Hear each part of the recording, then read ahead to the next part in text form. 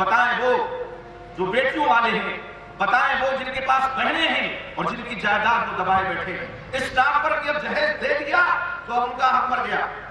یا بیٹے کی شادی میں خرچ نہیں ہوتا، اس سے کہیں زیادہ خرچ ہو جاتا ہے، زیور کے نام پہ، ولیمے کے نام پہ، کپڑے کے نام پہ، پتہ نہیں کس کس نام پہ، رسم و رواج کے نام پہ، بس چند ساز و سامان دے دیے اور یہ سمجھ بیٹھے کہ اب وراثت میں حق نہیں دیں گے۔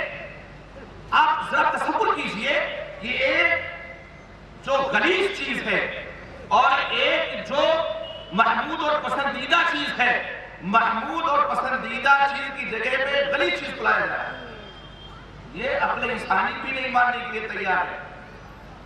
آپ کے سامنے لڈو رکھا جائے اور ایسے ہی سجا کر کے تھالی میں گول گول بنا کر کے گوبر رکھ دیا جائے، کس کی طرف آپ ہاتھ رکھیں؟ نئے لڈو کی طرف۔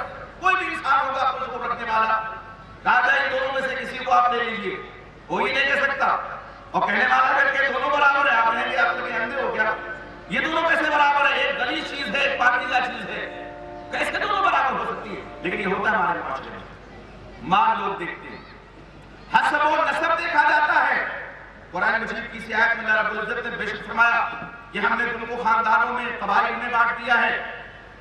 بعض مفسرین کہتے ہیں شعوب سے مراد عجم کے خاندان ہیں اور قبائل سے مراد عرب کے، وہ عرب ہو کہ عجم ہو، اللہ تعالیٰ نے برادریوں میں، خاندانوں میں، قبائل میں تقسیم کیا ہے، اس لیے نہیں کوئی ایک دوسرے پر اپنی برتری ظاہر کرے، اپنی فوقیت ظاہر کرے اور کوئی فقر و مباحات کا شکار ہو کر کہے یا اونچی ذات کے ہیں تم نیچی ذات کے ہو، نہیں۔ اللہ رب العزت کو فرما دیا لِتَعَارَفُوا، تاکہ تم ایک دوسرے کے پہچان والے بن جاؤ، متعارف ہو جاؤ۔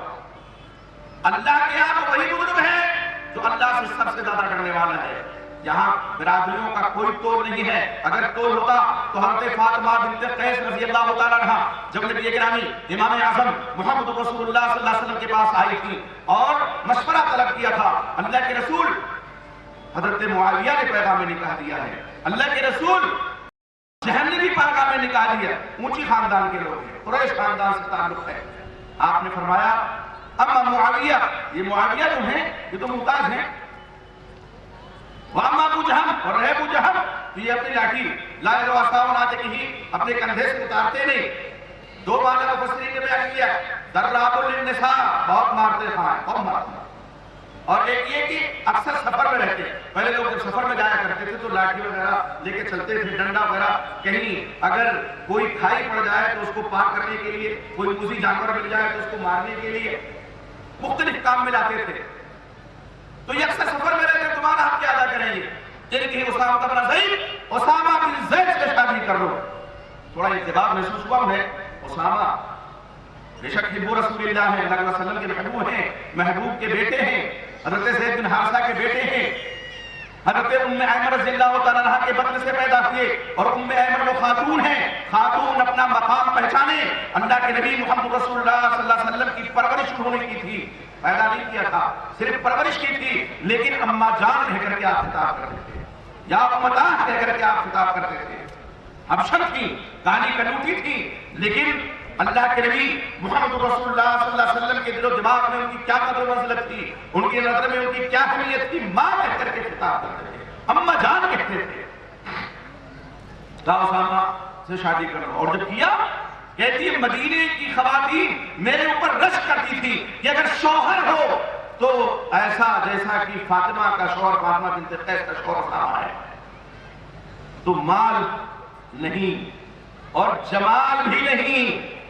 جمال اگر دیکھنا بہت زیادہ اہم ہوتا تو حضرت زید بن حارثہ رضی اللہ تعالی عنہ کی شادی جو آپ صلی اللہ علیہ وسلم کے محبوب تھے حضرت ام ایمن سے نہیں کرتے۔ موٹے ہونٹ ہیں اور حبشن ہیں، کالا کنوٹا چہرہ ہے، لیکن دل روشنی سے بھرا ہوا، ایمان کے نور سے مزین ہے دل۔ حضرت زید بن حارثہ نے خود فرمائش کی، آپ صلی اللہ علیہ وسلم نے فرمایا کہ جو یہ چاہتا ہو کہ کسی جنتی عورت سے شادی کرے تو ام ایمن سے شادی کر لے۔ حضرت زید نے کہا اللہ کے رسول میری خواہش ہے، میری آرزو ہے کہ آپ میری شادی ام ایمن سے کر دیجیے۔ ایسا کیجئے، آپ نے فرمایا جو جنتی خاتون سے شادی کرنا چاہتا ہو ام ایمن سے کر لے۔ کہاں ہے حسن و جمال کا معیار یہاں پہ؟ اور بعض لوگ مال حسب نسب جمال دیکھتے، چند آفتاب چند ماہتاب ہو۔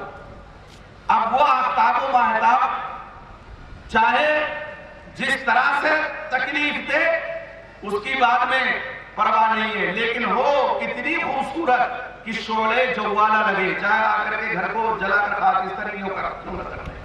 اور اس سلسلے میں ہماری ماں کا رول بڑا اہم ہوتا ہے۔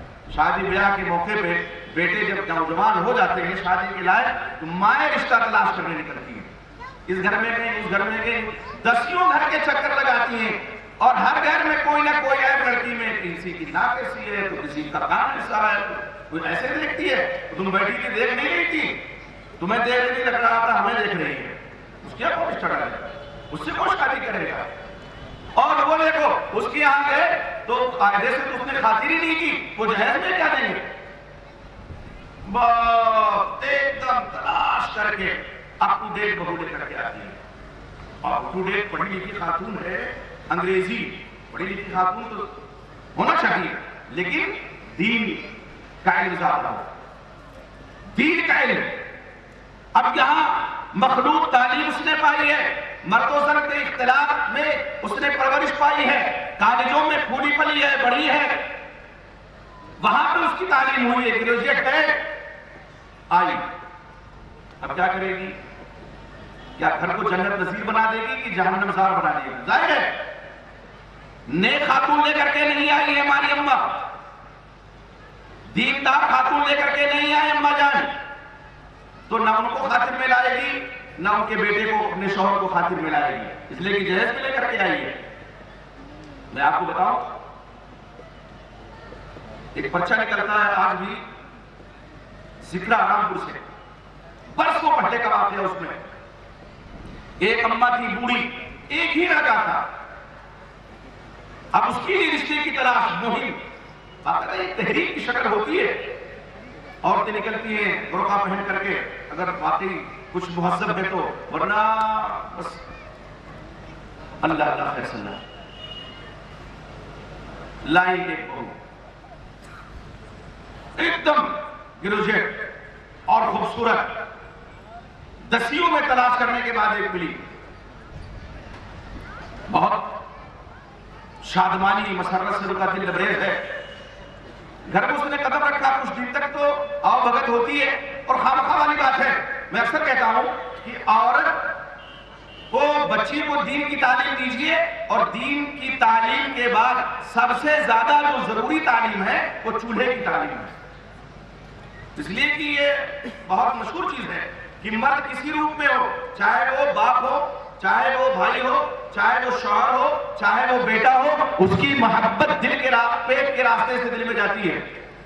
جو بہو اچھا کھانا بناتی ہے اس کی تعریف اسے بہت کرتا ہے، اگر 3-4 بہو کسی کے پاس ہے فلاں بہت اچھا کھانا، اس کی طرف ایک دم اس کا رجحان زیادہ ہو جاتا ہے، تو مرد کی محبت دل میں پیٹ کے راستے سے جاتی ہے۔ یہ چولہے کی تعلیم بہت ضروری ہے، کھانا اچھا بنانا آنا چاہیے دینی تعلیم کے بعد، لیکن معاملہ کیا ہے؟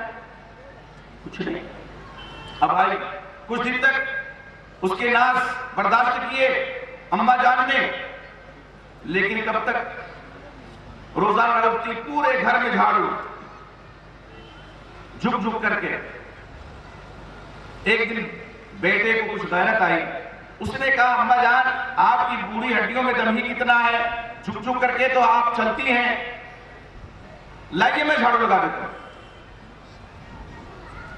اماں نے کہا بیٹا تمہارا کام تو باہر کا ہے، یہ ہم عورتوں ہی کو زیب دیتا ہے، اور یقین مانیے اسلام نے عورت کو جو مقام عطا کیا ہے عورت اس کا تصور پہلے نہیں کر سکتی تھی، گھر کی ملکہ ہے وہ، مرد دن بھر کام میں جھٹا رہتا ہے، دن بھر گھر کے باہر روزی روٹی مہیا کرنے کے لیے پریشان ہے، پسینے بہا رہا ہے، یا اگر کرسی پہ بیٹھا ہوا ہے تو کیا کرسی پہ بیٹھنے والا آدمی تھکتا نہیں ہے؟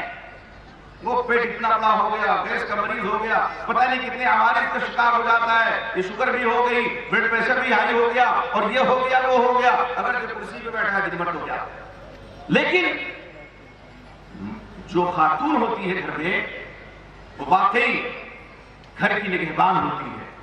اللہ کے نبی محمد رسول اللہ صلی اللہ علیہ وسلم فرمایا والمرأة راعية على بيت زوجها وولده وهي مسؤولة عنه، عورت اپنے شوہر کے گھر کی نگراں ہے، نگہبان ہے، اس کی اولاد کی نگہبان ہے، اور اس کے بارے میں اسے پوچھا جائے گا۔ بیٹا کہہ رہا اماں لاؤ میں، اماں کہہ رہی نہیں بیٹا میں۔ اب یہ جب تکرار زیادہ بڑھی تو محترمہ کھڑی کھڑی سن رہی تھی، ان سے نہیں رہا گیا تو کہا اتنی دیر سے سن رہی ہوں، اماں کہہ رہی ہیں میں جھاڑو لگاؤں گی، آپ کہہ رہے ہیں میں جھاڑو لگاؤں گا، اتنی دیر سے بات دونوں کیے جا رہے ہیں۔ ایسا کیجئے ایک دن آپ لگا دیا کیجئے، ایک دن امی لگا دیا کریں گی، اور خود کیا کریں گی؟ انصاف کر دے رہی ہوں میں، ایک آپ لگا دیں ایک دن امی لگا دیں، جھگڑا ختم کرو، بحث کیے جا رہے ہیں آپ دونوں۔ یہ آج کیوں ہے؟ کیوں؟ اس لیے کہ اس کو دینی تعلیم نہیں ملی، وہ نہیں جانتی کہ ساس کا کیا مقام ہے، خسر کا کیا مرتبہ ہے، شوہر کا کیا مقام ہے۔ اللہ کے نبی محمد رسول اللہ صلی اللہ علیہ وسلم نے کیا فرمایا شوہر کے بارے میں کہ اگر اللہ کے علاوہ کسی کو سجدہ جائز ہوتا تو میں عورت سے کہتا کہ اپنے شوہر کو سجدہ کرے، اسے نہیں معلوم ہے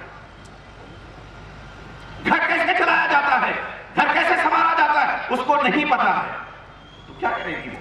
آپ صلی اللہ علیہ وسلم نے فرمایا کہ تنکح المرأة لأربعین لمالها ولحسبها ولجمالها ولدینها فاظفر بذات الدین تربت یداک۔ دیندار خاتون سے شادی کرو، کامیاب ہو جاؤ گے۔ کامیابی تب ملے گی جب دیندار خاتون آئے گی۔ اب معاملہ یہ ہے کہ ہم دیندار جب خاتون لے کر کے آئیں گے تو اس کے بدن سے جو بچہ پیدا ہوگا اس کی کردار سازی وہ عورت اچھے انداز میں کرے گی۔ یہ ہے کردار عورت کا۔ بچہ ابھی پیٹ میں ہے، وہ نماز پڑھ رہی ہے، قرآن مجید کی تلاوت کر رہی ہے، ذکر و اذکار کر رہی ہے، اور ظاہر اس کا ڈائریکٹ اثر بچے کی دل و دماغ پر بھی منتقل ہو رہا ہے، منعکس ہو رہا ہے۔ آج کے بھی لوگ کہتے ہیں نا کہ عورت جب پیٹ سے ہو، حمل سے ہو تو اچھے اچھے لوگوں کی تصویریں نظر کرو۔ یہ جو دنیا دار لوگ ہیں، خوبصورت بچہ کی بچہ خوبصورت پیدا ہو، اس کا کیا مطلب ہے؟ آج کے ڈاکٹر بھی کہتے ہیں کہ حمل کی مدت میں عورت جس طرح سے زندگی بسر کرے گی اس کا اثر اس کے لڑکے پہ مرتب ہوگا۔ اگر فلموں کی رسیہ ہے، اگر ٹی وی سیریل کی رسیہ ہے تو بچہ بھی ویسے پیدا ہوگا۔ اسلام نے کیا تعلیم دی؟ عورت کا کردار دیکھیے، صالح معاشرہ کی تشکیل میں معاشرہ ایسے نہیں بن جاتا، کوئی پیڑ ایک بیگ بڑا نہیں ہو جاتا، پہلے وہ پودا ہوتا ہے، پھر اور بڑھتا ہے، پھر اور بڑھتا ہے، پھر جا کر کے تناور درخت بن جاتا ہے۔ تو صالح معاشرہ یہ بیگ جادو کی چھڑی گھمانے سے نہیں بن جائے گا جب تک کہ اس کے پودے کو آپ نہیں لگائیں گے۔ اور وہ پودا کیسے لگے گا؟ کہ کھیتی اچھی ہو، ماں جس کے بطن میں ہمارا بچہ پرورش پا رہا ہے وہ ماں اچھی ہو، وہ خاتون اچھی ہو، وہ صالحہ ہو، دیندار ہو۔ اللہ کے نبی محمد رسول اللہ صلی اللہ علیہ وسلم کا فرمان ہے الدنیا کلھا متاع وخیر متاع الدنیا المرأة الصالحہ۔ دنیا پوری کی پوری فائدہ حاصل کرنے کی چیز ہے، متاع ہے، اور سب سے بہترین پونجی نیک عورت ہے۔ تو نیک عورت سے شادی، فاظفر بذات الدین، نیک خاتون سے شادی۔ اب وہ پرہیزگار ہے، انشاءاللہ بچہ بھی متقی و پرہیزگار ہوگا۔ اور اگر لے آئے بس ایسے ہی علور جلور، صرف جہیز کے نام پہ، صرف حسن و خوبصورتی کے نام پہ، صرف خاندان کے نام پہ، دین نہیں دیکھا تو وہ کیا کرے گی؟ قرآن نہیں پڑھے گی، نماز نہیں پڑھے گی، ذکر و اذکار نہیں پڑھے گی، کرے گی وہ کیا کرے گی؟ فلمیں دیکھے گی، ٹی وی سیریل دیکھے گی۔ اور ٹی وی سیریل میں کبھی کبھی ہم لوگ جب وہ کوئی نیوز کا چینل ایک ہے وہ آتا ہے اور کبھی کبھی پرچار کرتا ہے ساس بہو۔ میں نے آج تک ساس بہو تو نہیں دیکھا کہ کیا ہوتا ہے اس میں، لیکن ہم یہ سمجھتے ہیں کہ ساس بہو میں کیا ہوتا ہوگا جو آج یہ دور ہے اور اس دور میں ساسوں کا جو رویہ ہے بہوؤں کے ساتھ اور بہوؤں کا جو رویہ ہے ساس کے ساتھ شاید وہی دکھایا جا رہا ہو اس میں. وہ ایک دم منفی سوچ ہوگی.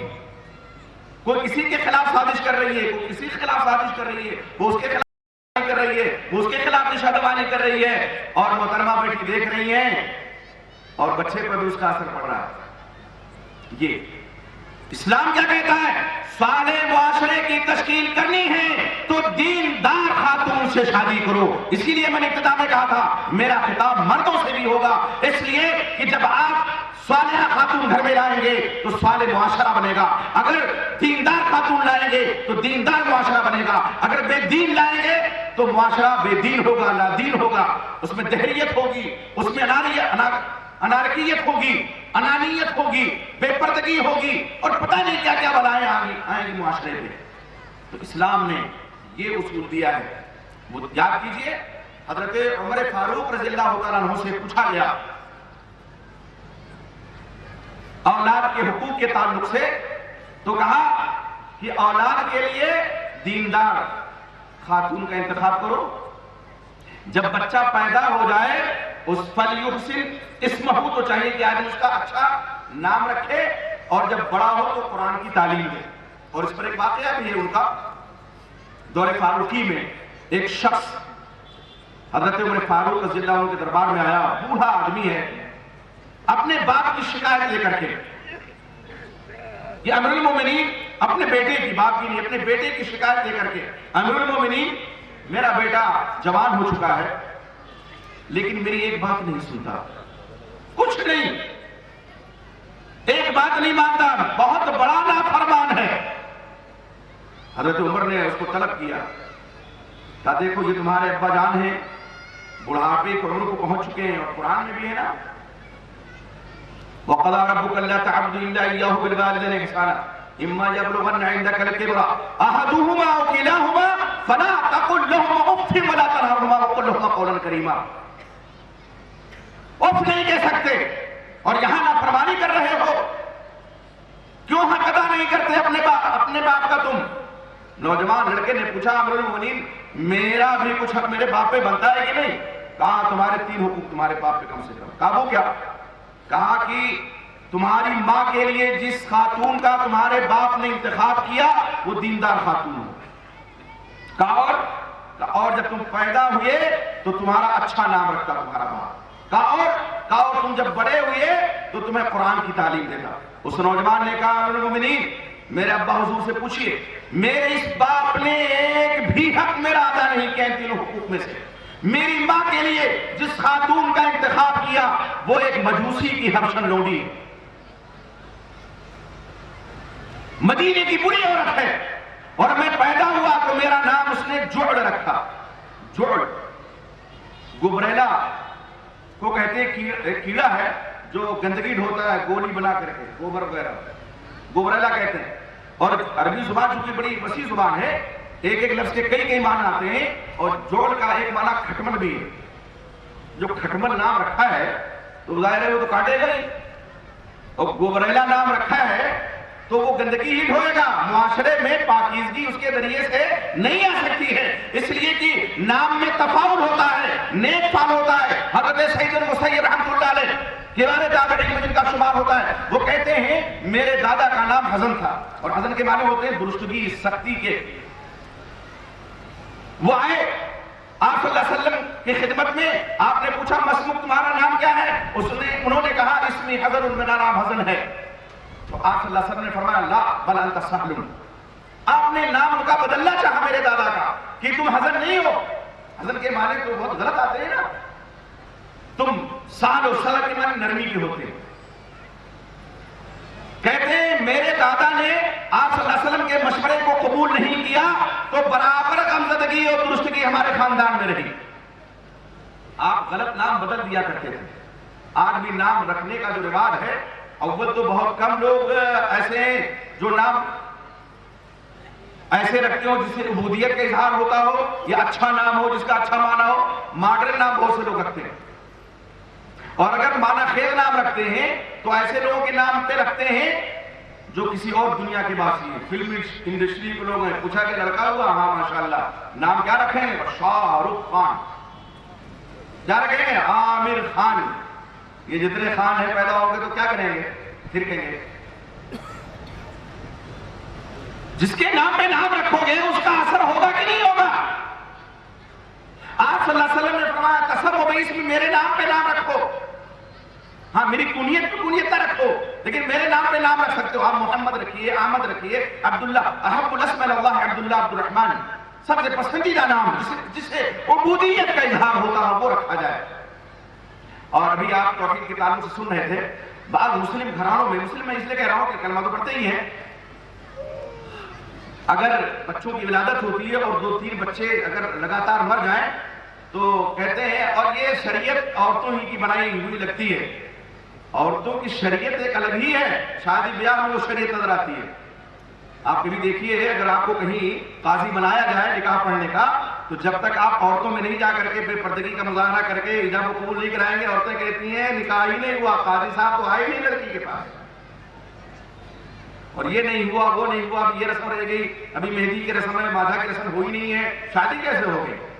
عورت نے اپنی شریعت الگ بنا لی ہے. معاشرہ صالح کیسے ہو سکتا ہے؟